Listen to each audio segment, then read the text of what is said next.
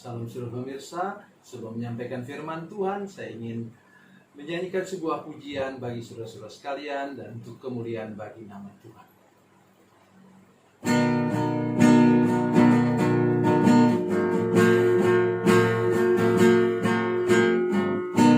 Setiap saat ku berlindung di bawah tangan kasih-Nya. Hari demi hari ku bernaung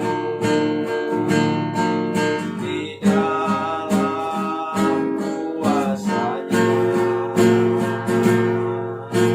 Ku berharap padanya, berharap padanya, berharap padanya, padanya.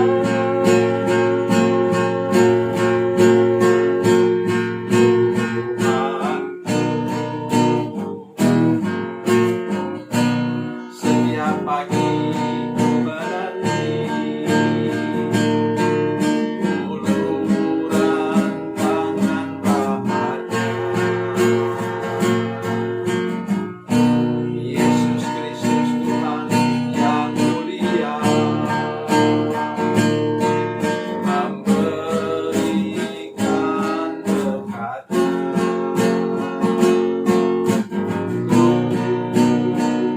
Berharap padanya, berharap padanya, berharap padanya, padanya.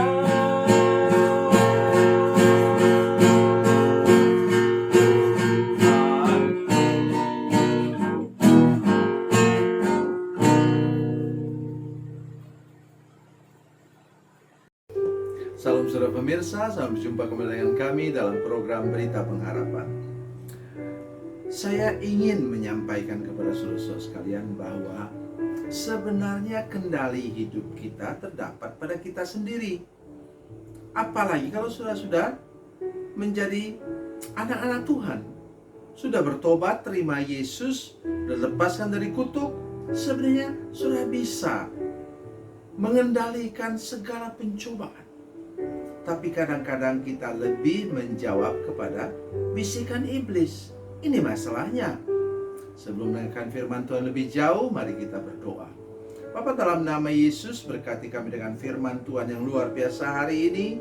Tolong para pemirsa sekalian Tuhan, jamah hati mereka dengan kuasa Roh Kudus, supaya semua hati menjadi waspada sejak saat ini, sesudah kami mendengarkan firman Tuhan ini.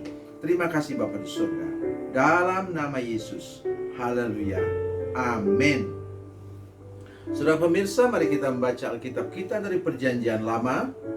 Kejadian pasalnya yang keempat ayat 7. Kejadian 4 ayat 7.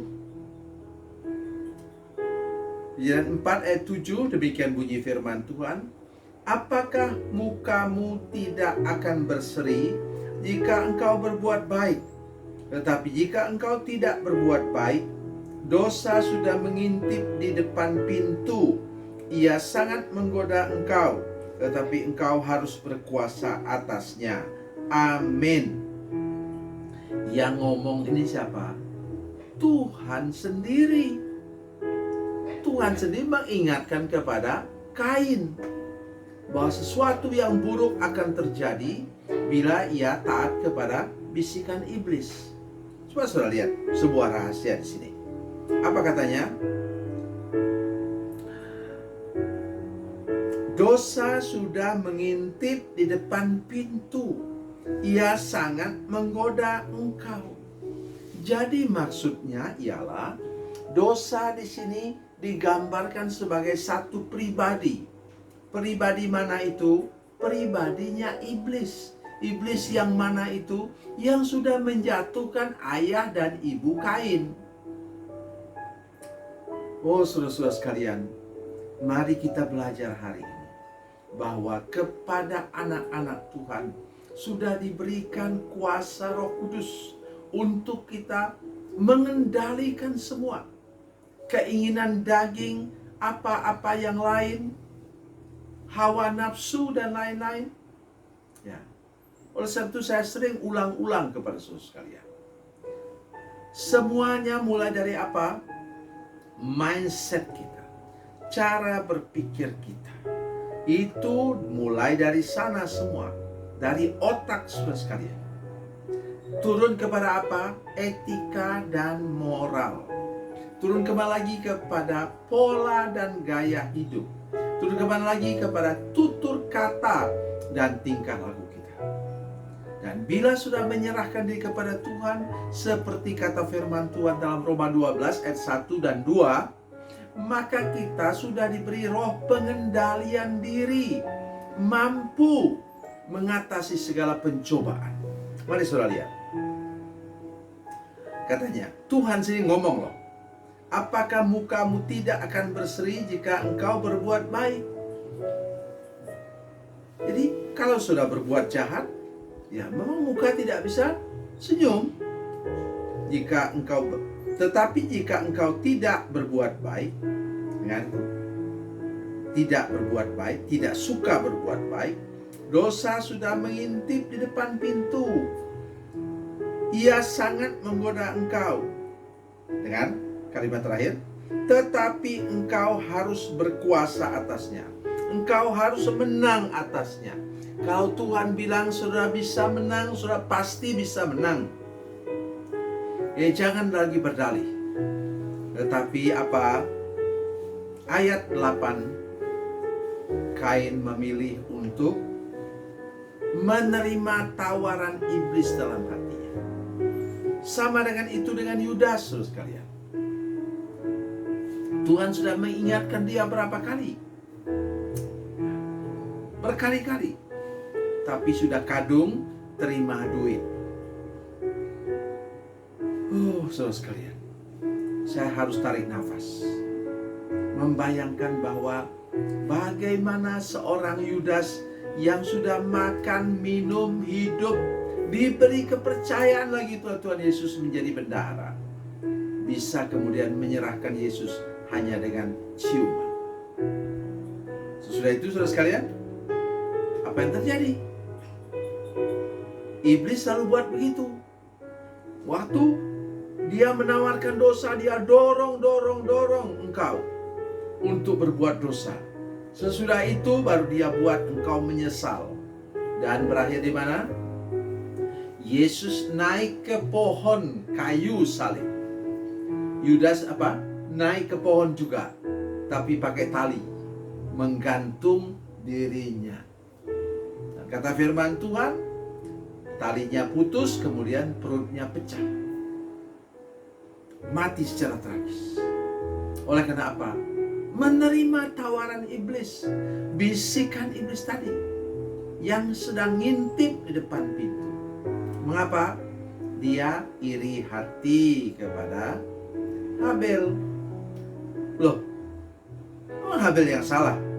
Yang terima berkat Tuhan itu kan Tuhan sendiri yang terima persembahan maksudnya. Jadi layakkah dia menyalahkan Habel? Tidak layak dong.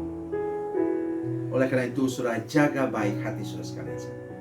Minta supaya darah Yesus melindungi hati kita. Lepas dari iri hati dan dengki. Menang, dapat bersyukur melihat orang bergembira. Bukankah firman Tuhan katakan demikian? Bergembira dengan orang yang bergembira dan menangislah dengan orang yang menangis. Itu sifat dari warga gereja yang mula-mula. Dan harusnya sekarang kita mengalami hal yang sama. Bila ada tetangga kita beruntung, kita bersyukur. Nanti saya akan beli mobil lebih bagus daripada dia punya. Jangan iri hati. Biar orang beli mobil baru kita mulai katakan, korupsi dari mana dia ya? Menang lotre ya? Tidak boleh sekali. Mari kita mengukurkan diri sendiri dengan kemampuan kita sendiri dan berharap berkat lebih kemudian hari, karena kita menjaga hidup kita tetap tulus, lurus, dan kudus di hadapan Tuhan. Bagi anak-anak Tuhan seperti itu, kata firman Tuhan dalam Matius 7 ayat 11 katakan bahwa Bapa di surga akan memberikan yang baik kepada mereka yang minta kepadanya. Tuhan tidak pernah berikan yang mirip, tidak pernah berikan yang berbahaya untuk hidup saudara sekalian. Dia akan berikan yang baik kepada anak-anaknya yang minta kepadanya. Jadi lepaskan semua iri hati, dengki. Itu sama dengan iblis sedang mengintip depan pintu supaya saudara balas dendam, padahal Habil tidak tahu apa-apa. Terjadilah pembunuhan yang pertama dan membuat kemudian nama Kain dicoret dari dalam sejarah umat manusia.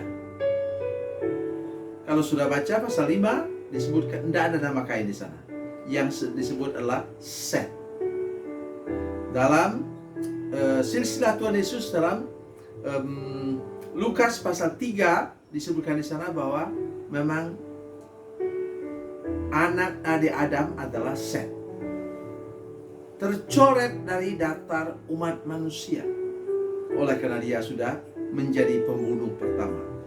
Jaga hati kita, jangan pernah kita kemudian melakukan sesuatu yang membuat hidup kita terbuang dan terpuruk lebih lagi. Mari hidup berkemenangan hari ini, menang atas semua pencobaan yang ditawarkan oleh iblis kepada saudara-saudara sekalian. Tuhan Yesus memberkati, Tuhan Yesus baik. Mari kita berdoa.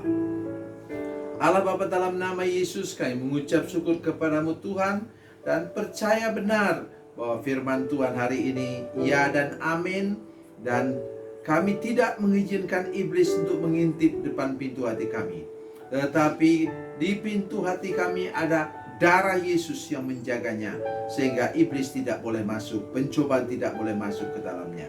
Terima kasih Tuhan, beri kami hidup berkemenangan hari ini, lepas dari iri hati dan dengki. Dalam nama Yesus, haleluya, amin.